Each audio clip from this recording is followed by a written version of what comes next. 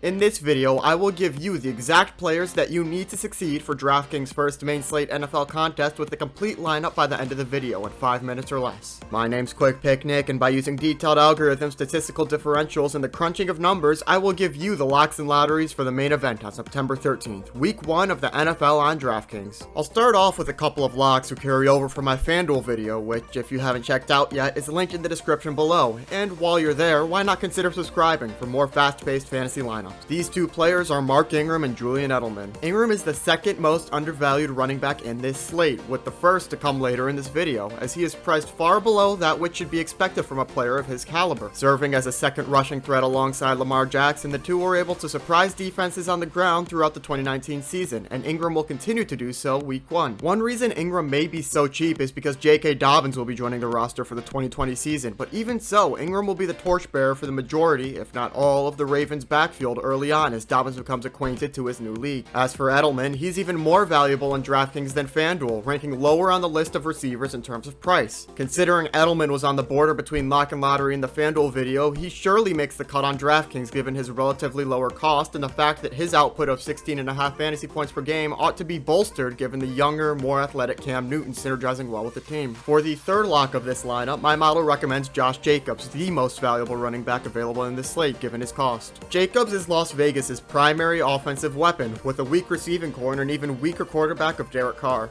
This dependency was clear throughout the Raiders' 2019 season, with Jacobs accumulating over 20 carries in nearly half of their games. The matchup is primed for Jacobs as well, with Carolina ranking as the worst in the league against running backs. Now switching gears to our flex, the fourth and final lock for this lineup is Marlon Mack. Mack is another running back who is severely underpriced at a measly $5,300, meaning that this is yet another spot where my model is able to save a significant amount of cash for the rest of the players. The discrepancy here is likely due to the presence of rookie running back Jonathan Taylor in Indy, but Colts coach Frank Reich has already said that Mack will be the starter week 1, meaning Mack and Taylor will likely have a similar relationship to that of Ingram and Dobbins. Before getting into the lottery players, one player in particular between lock and lottery is Drew Brees. Brees isn't a definite lock because Lamar Jackson has the potential to score many more points than any other QB available. Considering the fact that Jackson is $1,300 more expensive than Brees though, and that the difference between their points will probably be lessened due to Brees' favorable matchup against the weak pass defense of Tampa Bay, my model suggests that Brees is a good spot to save some money and get a lot of points at the most important position in fantasy. Now for the lotteries, I'll start off with a pair of Allens, Allen Robinson and Keenan Allen. Robinson is another player from the FanDuel lineup I posted last week, and I still believe that Robinson will be able to score many points with his new and improved quarterback Nick Foles. However, his relative price compared to other options has been increased, meaning that although he's still a steal at his position, he's less valuable here than he was on FanDuel. Allen is a lottery for almost the exact opposite reason.